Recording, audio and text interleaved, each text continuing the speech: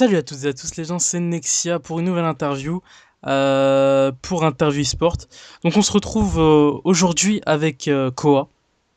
Bonjour Koa. Coucou. Salut.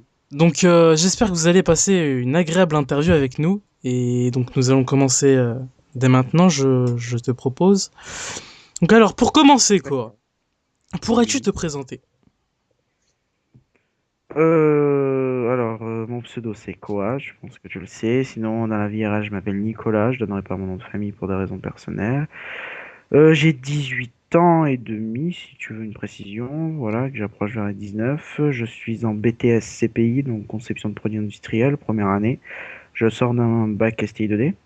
D'accord. ITEC, donc innovation technologique et éco-conception, si je me trompe pas. Mhm. Peut-être, je me trompe peut-être. Au niveau de mon rôle dans le gaming, puisqu'on est là pour du gaming quand même, je suis staff chez Sniping, marketing staff chez Infamous et fondateur de FC Tuto, pour ce qui est d'actif encore. Voilà, et après il y a plein d'autres trucs avant. D'accord.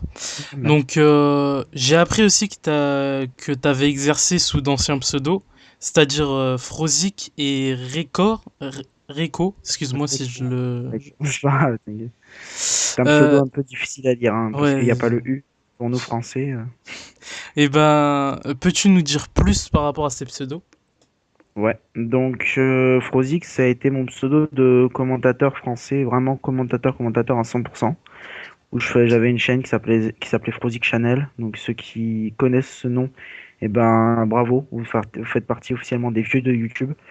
Euh, Ça fait maintenant 4 ans que Frosix Channel a fermé, ou peut-être non, 3 ans et quelques. Et donc c'est voilà, j'étais commentateur, je faisais plein de conneries. Franchement, mes vidéos, c'était un peu le Squeezie, mais de le Squeezie sur Call of, et ben c'était moi un peu. Et donc pour donner un petit peu un ordre d'idée, quand Jablix 9 avait 4000 abonnés, j'en avais quasiment 2000, et quand il en avait 2000, non 3000 je crois, j'en avais 1000 et quelques. Enfin voilà, c'est pour donner un ordre d'idée. Donc, les vieux de YouTube me connaîtront certainement. Bah, ton nombre S'ils ont... d'abonnés à cette époque force quand même le respect. Et à propos de Reco, C'était à cette époque. ouais, c'est vrai. Et Reco, Reco, c'est mon pseudo de trickshotter. Donc, D'accord. alors, Reco, en termes de trickshot, j'ai dû faire plusieurs teams. J'en ai fait trop même. J'ai changé beaucoup de teams. J'étais un D'accord. peu un con. Dans le sens où il y avait des moments où je pensais qu'à la fame, et ça, c'est un truc. La fame, enfin, dans le sens, je pensais à gagner des abonnés, à être plus Ah, connu, d'accord. et finalement, c'était complètement con. Ouais. Enfin, aujourd'hui, je dis que c'est complètement con, mais sur le coup, j'étais content. Donc, au total, j'ai dû faire la SK, la sensation Killcam en France, dans les teams françaises. J'ai fait la Art en team française. La Mhm. Freestyle Replay, bon, elle n'est pas très française, mais elle a été créée par Skyrose. Elle est C'est un là petit peu d'ailleurs que je internationale, déploie. entre guillemets. Ouais, maintenant elle est internationale. Enfin, elle a toujours été, mais elle a été créée par Skyrose, qui est francophone. Et c'est pour ça que je dis qu'elle est française, en fait. D'accord. Et c'est d'ailleurs là que je l'ai connue. J'ai après en international, j'ai fait Colt, Spanky, Synergy. Mhm. Et je me suis arrêté sur le coup à Synergy, d'un coup. D'accord. Donc, je pense qu'on en a fini pour cette question. Alors, on va revenir sur l'e-sport. Quel Ouais. poste occupes-tu dans l'e-sport? Alors, au jour d'aujourd'hui, toujours actif, c'est Staff ES, ça depuis maintenant un petit bout de temps. Ça a été mon premier rôle dans l'e-sport, enfin la première chose que j'ai fait dans l'e-sport. Après, euh, que je me trompe pas, la FC Tuto, ça fait pas partie d'e-sport, donc je suis staff marketing chez Infamous, et c'est tout. Ouais, c'est tout. Tout ce qui est encore actif. D'accord. Et donc, dans quelle structure, donc tu l'avais dit dans la Infamous, Ouais. donc, qu'est-ce que tu as fait avec, pardon, qu'est-ce Avec la que structure. tu as fait avant ton actuelle structure? Avant mon actuelle structure, j'ai fait beaucoup. Trop. J'ai fait premièrement, que je dise pas de bêtises, ça a été la spirituelle, ma première structure dans laquelle je suis staff, D'accord. où j'ai été directeur e-sniping. Mhm. Ensuite, j'ai fait la Energies, donc en plus, j'ai fait spiritual et Energies ensemble, toujours pour le même rôle, donc directeur de section e-sniping. Mhm. Entre-temps, j'étais joueur e-sniping chez Synergy, donc les D'accord. trois en même temps, ce qui est un petit peu bordélique, je dois Mm. l'avouer. C'est vrai. Euh, Après. Il y avait un moment un peu de latence où j'ai quitté un peu tout. Après, je suis rentré à Sensia, donc en tant que directeur e-snapping toujours. Faut savoir un truc chez Ascensia, c'est que il y avait moi en ES, Cefi en DE et c'est tout. Et en fait, Cefi gérait le DE et après tout ce qui était marketing, machin et tout. Et moi j'étais là pour le ES et je l'aidais aussi sur certains trucs. Ah, d'accord. Voilà, on était un peu tous les deux. Et après, j'ai quitté la Ascensia pour des raisons personnelles. Je me suis très mal entendu avec Cefi, on a eu un gros désaccord. Et après ça, je suis retourné spirituel, où là j'ai été carrément directeur sportif, ce qui est un rôle qui m'a... Ben, quand Momo, qui est le directeur, me l'a proposé, j'étais un peu sur les fesses, parce que c'est un gros poste quand même, un directeur sportif. D'accord. C'est vraiment gérer toute la partie sport, de A à Z. Donc Mhm. ça demande beaucoup d'investissement, etc. J'ai été très honoré de son offre, je l'ai accepté d'ailleurs, je l'ai été, c'est la spiritual. Après, pour des raisons entre Mohamed et moi, je l'ai quitté parce qu'on s'était mis d'accord sur beaucoup de choses. On avait pas mal parlé au niveau de la reprise de la spiritual parce qu'à ce moment-là, c'était la reprise de la spiritual D'accord. et ça s'est pas forcément passé comme on s'est dit et donc je l'ai quitté. Voilà. Et donc après ça, je suis rentré Infamous assez difficilement. Oui. Mais aujourd'hui, je suis très heureux d'être chez Infamous. Ça se passe super bien et ils m'apprennent beaucoup de choses, ce qui est quelque chose aussi que je souhaitais énormément. C'est-à-dire qu'ils m'apprennent des choses, qu'ils m'apprennent plus dans le marketing que ce que je sais aujourd'hui. Et ils le font. Donc c'est un plaisir de travailler chez eux. D'accord. Et donc, après tous ces postes et toutes ces structures par lesquelles tu es passé, depuis combien de temps es-tu dans l'e-sport? Peu, peu pour tout ce que j'ai fait, malheureusement. C'est pour ça que ça m'énerve un peu d'avoir fait autant de structures. Ça fait 10 mois ou 11 mois, même pas un an. C'est en fait à la naissance de l'ES, je sais pas d'ailleurs comment ni pourquoi, parce que je n'étais pas au courant que l'ES venait de commencer. J'ai repris Call of, ça faisait un an que j'avais arrêté total, tout ce qui était Call of, tout. J'avais D'accord. tout arrêté, je ne touchais plus à ma console. Et j'ai décidé d'un coup de reprendre avec un ami IRL. Mhm. Il m'a invité, j'ai repris, je me suis mis à rejouer un peu au snipe, j'ai aimé, j'ai beaucoup joué, j'ai rigolé et tout, je reprenais du plaisir à jouer. Et c'est là où un très très vieil ami, lui aussi a repris en même temps que moi. Oui. Il est venu me voir et d'un coup, là c'était super, enfin, j'étais super heureux de le retrouver. On a beaucoup joué ensemble et d'un coup on s'est intéressé à l'ES et tous les deux, bah, on a fait de l'ES ensemble. Donc au final on s'est retrouvé avec une team. Et c'est à partir de là que je me suis mis à l'e-sport. Pas avant. D'accord. Ça fait même pas 11 mois. Bah, Voilà. c'est déjà bien quand même, hein. Ça fait quasiment un an, c'est... Ça dépend des points de vue Enfin, ça dépend des gens. Il y en a qui sont là depuis bien plus longtemps et qui diraient que je suis qu'un petit jeune de la Ouais. nouvelle génération et qui ne sait rien de l'e-sport. Et je le dis. Parce que je ne connais rien à l'e-sport CSGO ou ce genre de choses qui sont des e-sports références. Moi, Oui. je connais que celui de Call of et de LoL. C'est ceux qui m'intéressent. Et je sais que c'est pas forcément les grandes références de l'e-sport. Enfin, LoL si, mais Code non, absolument pas. C'est jeune Code. Et par exemple, les e-sports comme CSGO ou Shootmania, c'est des e-sports qui sont très répandus, qui sont très vieux, C'est très vrai. reconnus et très aimés et que je ne connais absolument pas. Bah, donc on est deux à ce sujet-là, alors je me Ouais. sens pas si seul. Et donc, tu es, comme tu nous l'as dit tout à l'heure, responsable marketing chez Infamous. Donc, tu pourrais nous présenter ton rôle, nous dire en quoi il consiste, etc. Ouais, donc responsable, non. Enfin, c'est responsable. Je fais partie de l'équipe de marketing, plus D'accord? précisément. Ah, c'est Le pas... D'accord, donc c'est une erreur de je ma suis part, un je m'en excuse. marketing staff, tout simplement, en anglais. Ça s'appelle ça comme ça. Enfin, c'est un peu être responsable, si, hein, t'as pas faux. Mais disons qu'il y a quand même un directeur marketing qui s'occupe vraiment, qui est vraiment responsable au sens propre du terme du marketing Infamous. Et ça, c'est pas moi. Ouais. C'est Romaric, enfin, ou Bioxan, Mhm. actuellement. Et donc voilà, donc sinon au niveau de mon rôle, c'est assez simple, c'est faire du marketing non-stop, 100% marketing. C'est-à-dire? Bon, le dossier marketing, je n'y ai pas travaillé, je ne l'ai pas fait parce que là, par contre, c'était un projet des deux head managers de la structure, donc Mhm. c'est mes patrons, si tu préfères. Oui. Et donc ils ont vraiment travaillé ensemble et tout, ils ont fait un travail extraordinaire, un dossier qui est juste magnifique. Je peux pas le montrer, hein, bien évidemment, c'est confidentiel, mais Ah, il c'est est juste sûr que... impressionnant. Donc à partir de là, on m'a fourni le dossier marketing, des emails types aussi. Ça, c'est un travail qu'on a fait ensemble. On a créé des emails types. Oui. Et mon travail, c'est simple, c'est démarcher les entreprises, convaincre les entreprises, négocier avec les entreprises et finaliser avec les entreprises. Donc tout ce qui est sponsoring, partenariat, que ce soit autant matériel que financier, que ce soit du soutien de la publicité, même si aujourd'hui, on va pas se le cacher, i4L n'a plus forcément besoin de publicité, mais plutôt du reste. Mhm. Enfin, c'est voilà. Après, mon côté, c'est voilà, c'est aller voir les entreprises, négocier avec les entreprises et tout faire avec les entreprises et essayer de trouver un bon résultat, une bonne finalité, même si c'est très difficile. D'accord. Donc c'est rapidement entre guillemets un travail de commercial un peu quoi. Un peu, mais l'idée, c'est pas de vendre la i4L en soi, ça serait de vendre la collaboration avec i4L. Et De là, la il y a une. promouvoir entre guillemets, non? Ouais, c'est ça. Ça serait par le biais de la i4L, promouvoir les produits de l'entreprise, montrer qu'il y a un fort potentiel que de passer par la i4L. Donc à partir du site web qui est en construction, mais qui est juste magnifique. J'ai vu des esquisses, c'est juste. Enfin voilà, c'est ça. Je crois qu'il va être, enfin pour à mes yeux, c'est le plus beau site de structure e-sportive au jour d'aujourd'hui. Au-dessus de Millennium et tout. Il est juste magnifique. Après, on verra si. Normalement, il devrait arriver fin janvier, je crois. D'accord. Et il va être juste magique. Enfin, moi, je le trouve, il est vraiment à mon goût parfait. C'est à mon goût. Donc après, chacun ses goûts.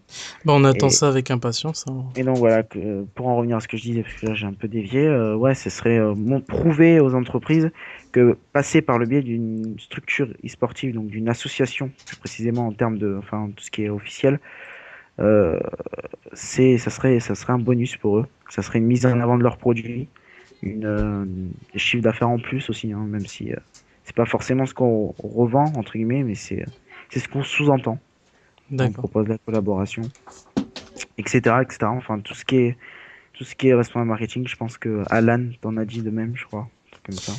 Voilà. Malkov, on n'en a pas trop parlé, donc c'est Oh, vrai que c'est une erreur de ma part. pas... c'est pas grave. Donc Voilà. on va enchaîner sur une autre question. Donc tu es aussi tu fais partie du staff pour e-sniping comp. Ouais. Qu'est-ce que tu fais dedans?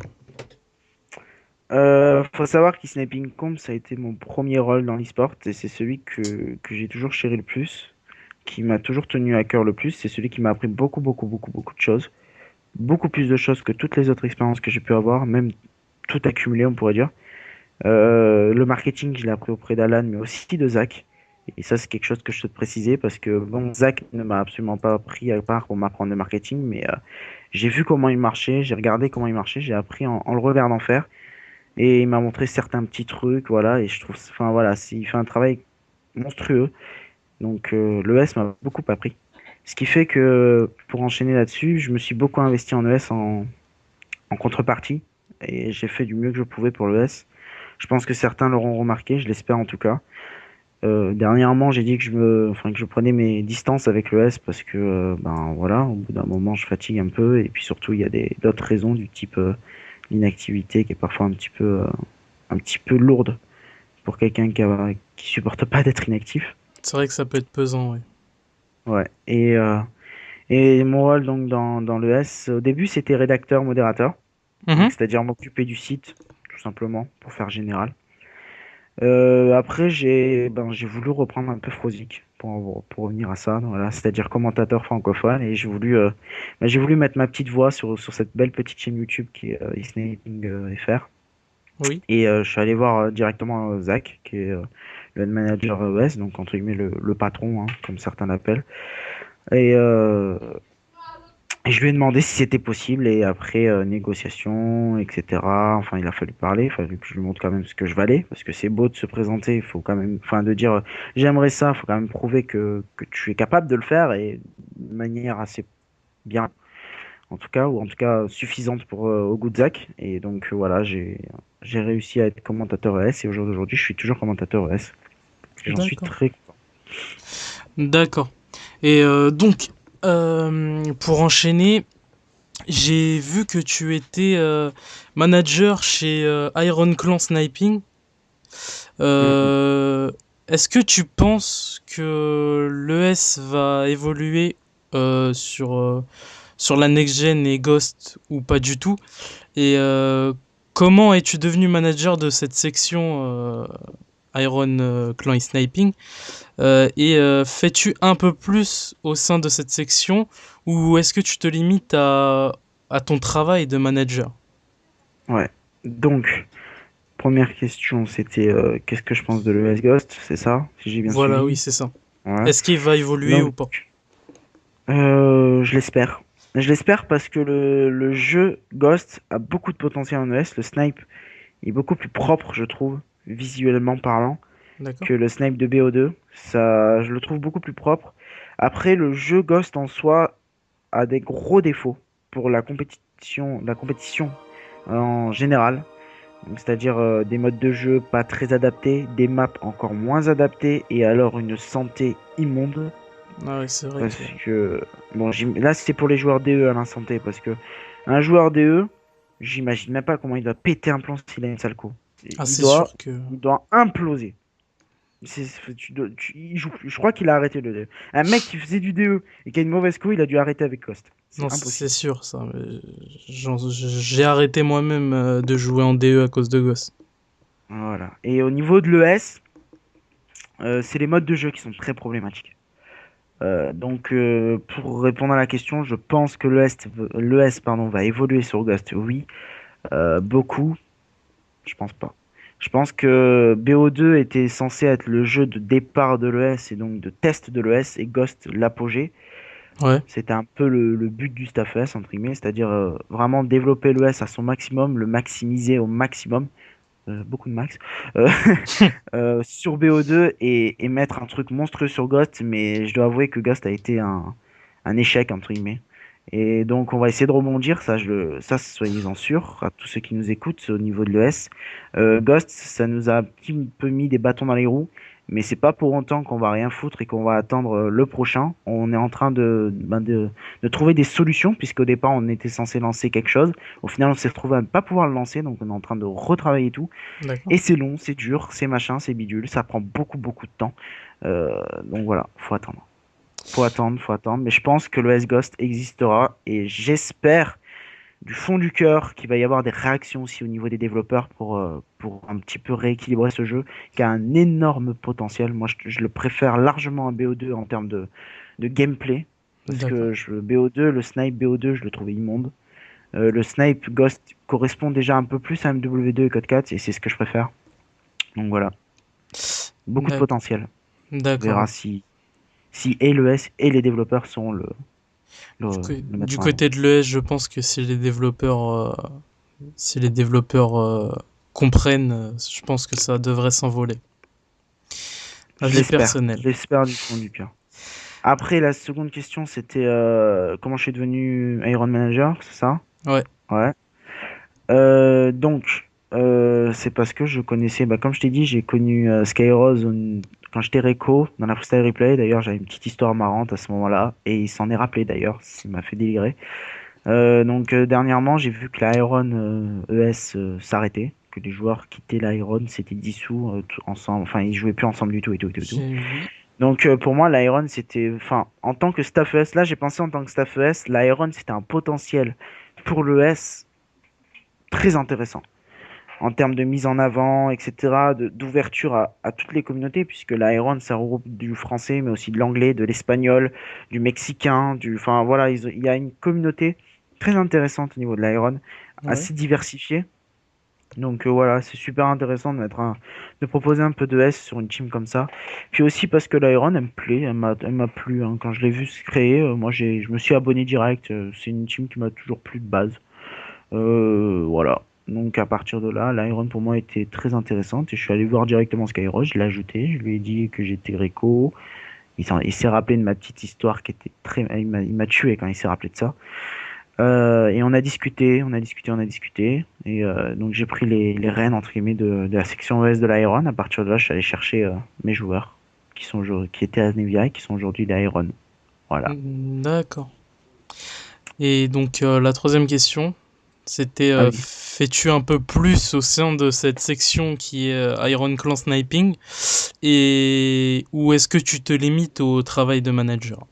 Alors, ce qui est un petit peu ambigu, c'est-à-dire que en fait, je suis rentré manager à Iron sans roster. Je suis allé chercher le roster, ce qui fait qu'en fait, un manager de roster, enfin un manager en général dans un roster sniping, c'est le manager du roster et pas de la team qui le représente. Et là, ça a été dans l'autre sens, c'est-à-dire que Ouais, j'étais beaucoup plus le manager de la team que le roster représente. Donc ça fait une situation beaucoup moins habituelle. Je suis allé chercher des joueurs qui pour moi représenteraient parfaitement l'Iron. J'avais hésité entre deux rosters, au final je me suis décidé sur un. d'accord. Ils ont accepté, j'étais super heureux d'ailleurs, ils ont accepté direct. Ça a été le premier roster que je suis allé contacter après une longue hésitation. De suite ils ont dit oui, donc là j'étais super content. Donc voilà, dédicace à mes petits Anevia qui m'écouteront sûrement.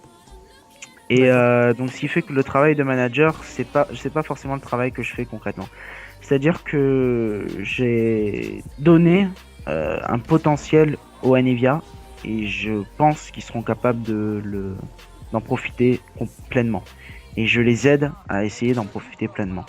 Et dans un autre sens, j'aide aussi la Iron à se développer. C'est-à-dire que j'ai proposé beaucoup de projets à Skyrose, Saxi, enfin aux leaders de l'Iron, par Oui. exemple un media manager pour rendre vivant leur Twitter, des uploads plus faciles, etc.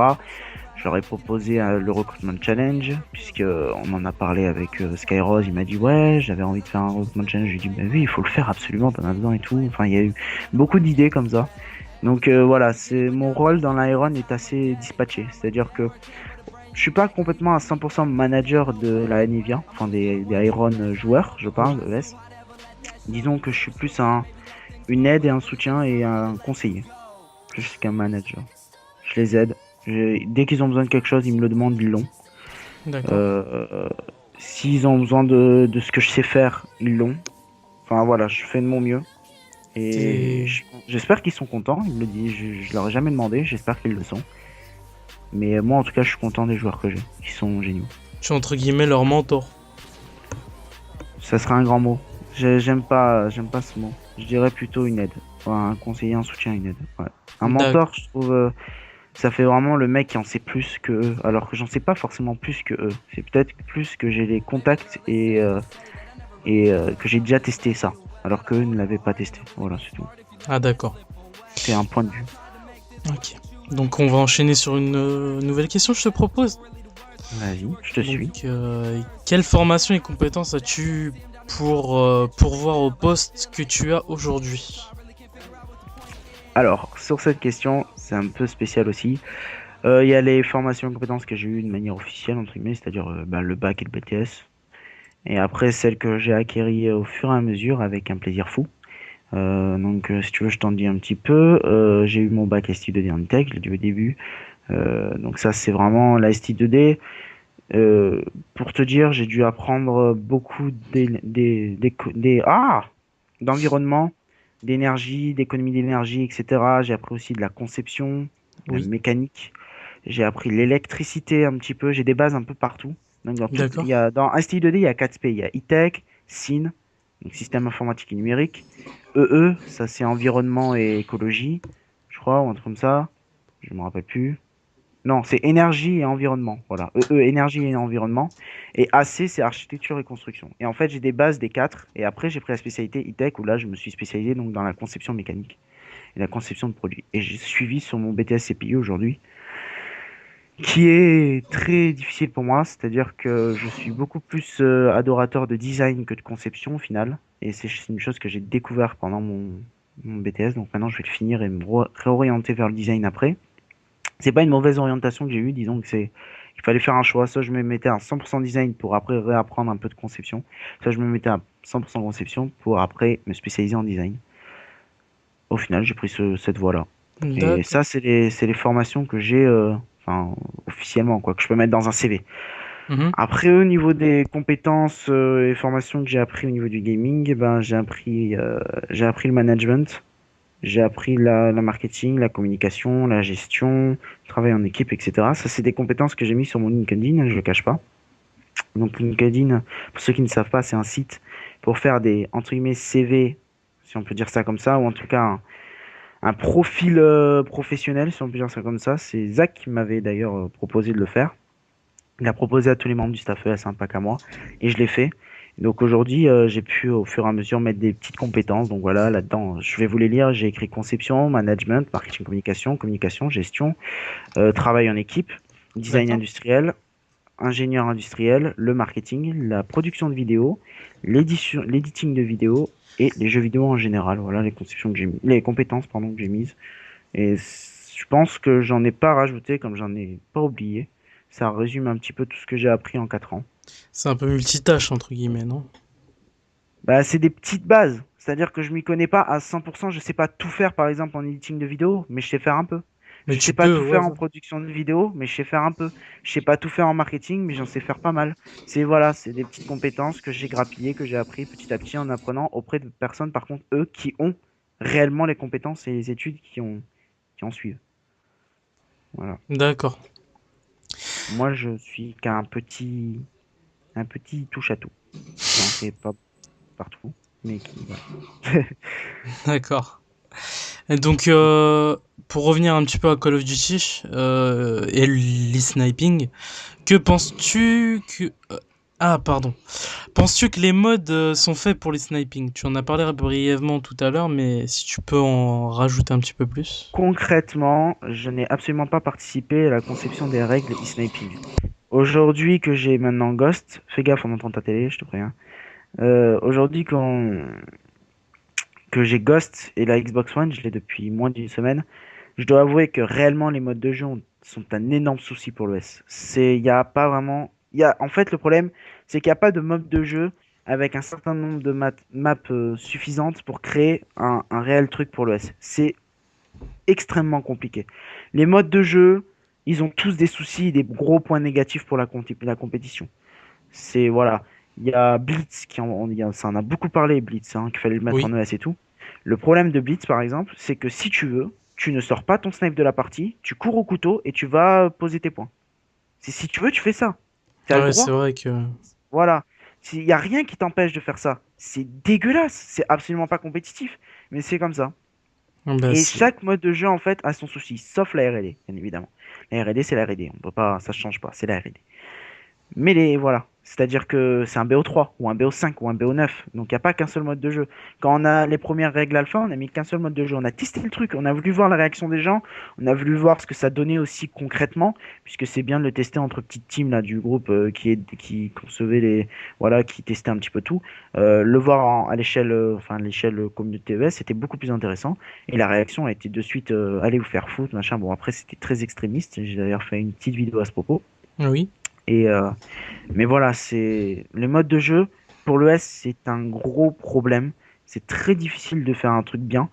Aujourd'hui, on a sorti des règles bêta qui ont D'accord. été inspirées des Anglais, donc du staff ES anglais, qui sont bien, mais c'est vrai que chaque mode de jeu a ses travers. Et pour l'instant, j'ai pas vu de retour comme quoi certaines équipes utilisaient les travers de ces modes de jeu, mais il n'y a rien qui les en empêche. C'est simplement entre guillemets l'honneur de chacune. Est-ce qu'elles veulent passer pour des teams de... Je ne dirai pas la suite ou pas. Voilà, c'est chacun après son truc. D'accord. C'est vrai que ça dépend de la personne. Ouais, ça dépend des équipes, comment elles le sentent. Mais le problème, c'est par exemple, Blitz, c'est un énorme travers, comme je t'ai dit. Hein, tu peux Oui, oui. courir et jamais toucher au snipe. Voilà, après, ça dépend des équipes et du caractère de chacun. Ouais, voilà, c'est sûr que même pour le Desserto, je trouve que le Blitz... C'est immonde, c'est la même chose, c'est le même travers. Il est immonde ce travers. Enfin, ouais. ce travers, ça fait pas très français, je crois. Enfin, c'est pas grave. C'est juste dégueulasse. Dégueulasse. Si je vois un jour un gars faire ça pour faire gagner son équipe, j'aurais juste envie de lui mettre. Enfin, de l'insulter quoi. Enfin, Après, pas c'est tout le monde dégueulasse. n'est comme ça, il y a du fair play. Ouais, voilà, c'est ça. Est-ce que les équipes ont du fair play? Est-ce que les équipes ont. Voilà, c'est ça. Ouais. Enfin, voilà. Après, ça fait gros mot. J'allais dire, est-ce qu'elles ont de l'honneur et tout? Non, c'est trop gros ce que je dis, mais. Du fair play, ouais. Est-ce que les équipes ont du fair play? C'est ça la question à se poser. Pour l'instant, oui. En tout cas, ce que j'ai vu, oui. Et je pense que la communauté ES, malgré ce qu'on peut voir et malgré ce que moi-même j'ai dit, parce que je la trouve des fois un peu gamine, elle a du fair play. D'accord. Et donc, je te propose d'enchaîner encore sur une nouvelle question. Mhm. Donc, on va sortir un petit peu de l'e-sport. On va parler d'un projet que tu as lancé qui est FC Tuto. Est-ce que tu pourrais nous le présenter? Alors FC Tuto, c'est une une chaîne YouTube communautaire de tutoriels. Donc vous pouvez retrouver sur cette chaîne tous les tutos. Il n'y a absolument pas de domaine de prédilection, c'est n'importe quoi. C'est sûr que, étant donné que la chaîne, je l'ai lancée moi en tant que commentateur français avec un ami IRL qui était graphiste, bien évidemment que la chaîne a toujours été un petit peu casée dans les tutos de graphisme, d'editing, etc. Mais il faut savoir que sur FC Tuto, on upload tout. Ça pourrait même être des tutos de maquillage, puisque j'en vois sur YouTube des tutos de maquillage, mais même ça on l'uploaderait, on n'est vraiment pas bloqué sur les types de tutos. Mais voilà, c'est une chaîne communautaire de tutos qui a regroupé, avant les petits soucis qu'on a eu, plus de 400 tutos. Aujourd'hui, je suis en train d'essayer de faire quelque chose de bien pour faire que ce projet puisse continuer proprement et professionnellement. C'est un gros mot, un grand mot, mais voilà, j'essaye de faire un truc bien, c'est-à-dire concevoir un staff. On verra si je vais y arriver, mais en tout cas, ce projet, il a maintenant un peu plus de 2 ans. Mhm. Au total, il y a dû avoir un upload de 500 ou 600 vidéos, au total des 3 chaînes, non des 2 chaînes. Enfin voilà, c'est un projet qui, voilà, je l'ai toujours eu.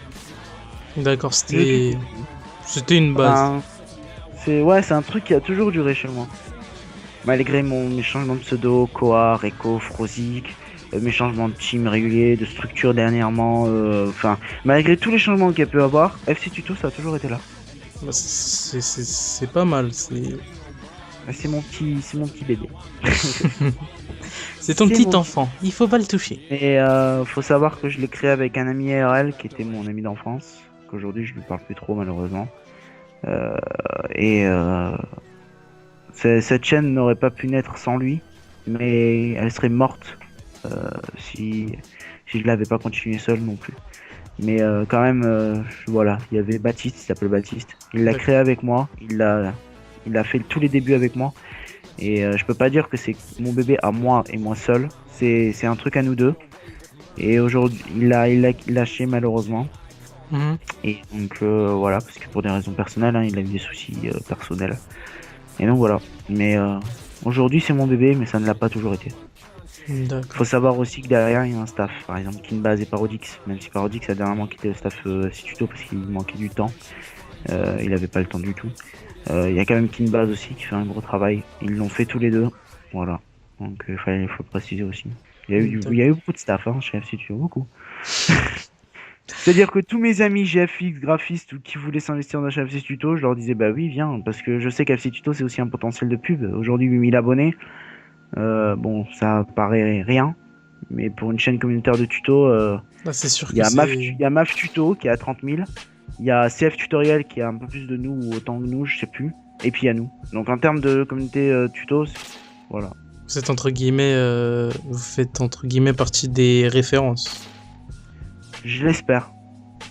J'ai pas l'ambition de le dire, mais j'espère que oui. Après tout le travail qui a été donné et tout, j'espère que ouais, les gens connaissent FC Tuto un petit peu.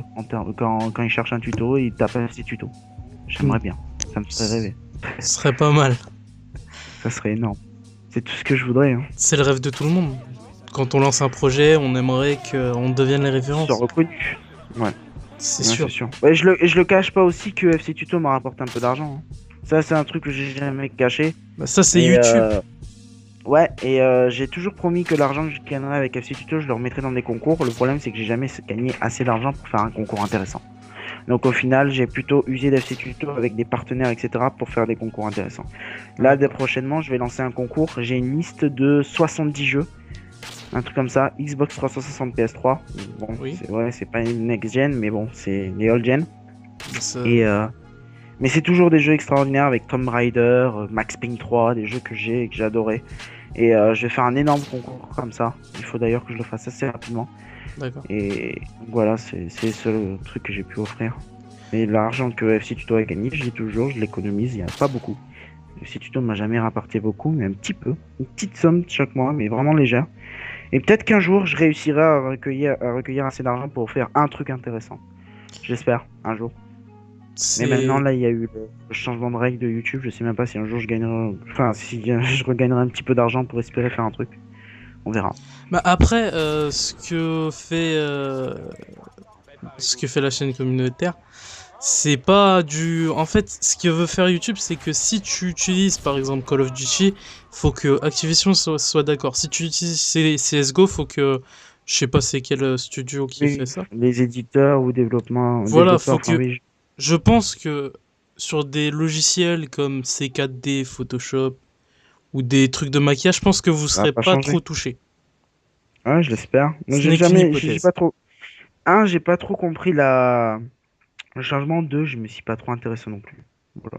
Donc, voilà. C'est vrai que de toute façon, je pense pas qu'ils oseraient faire ça parce que YouTube, à moins qu'ils décident de bientôt fermer et de faire migrer tout le monde sur Dailymotion et d'autres plateformes dans ce genre, je pense pas qu'ils prendraient le risque de faire ça. Mm. Beaucoup de bruit pour rien. C'était ma petite interlude. Ah, mais il y a pas de souci, avec plaisir. Je suis désolé. Alors, On est là pour euh, discuter. ouais, ça fait toujours plaisir. Donc on va faire la dernière question. Ouais.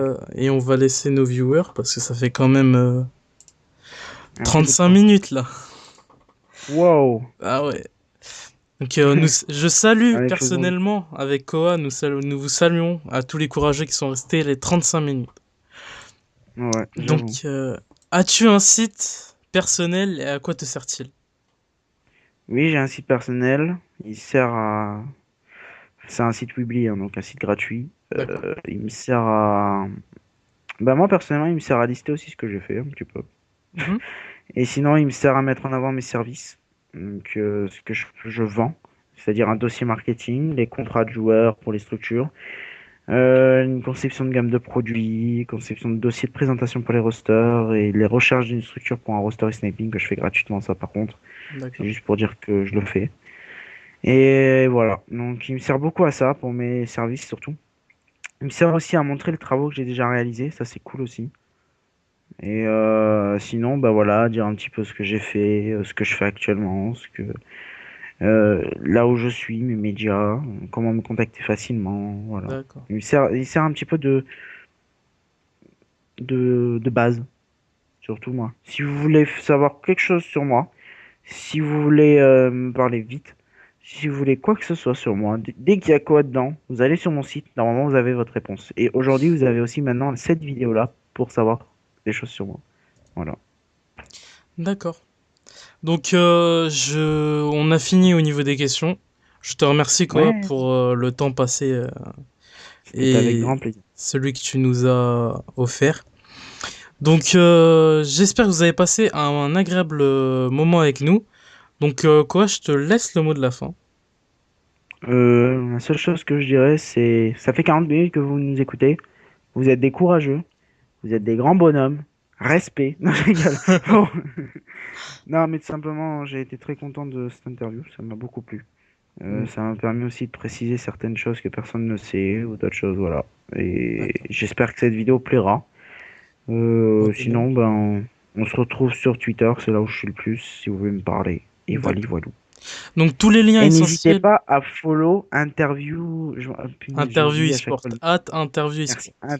Arrobase interview esport, puisque c'est eux qui ont fait cette vidéo. Pas moi. Il n'y a pas de souci. Bah, nous te remercions de notre côté, quoi. Avec plaisir. Euh, je remercie encore une fois les viewers qui sont encore présents sur cette vidéo.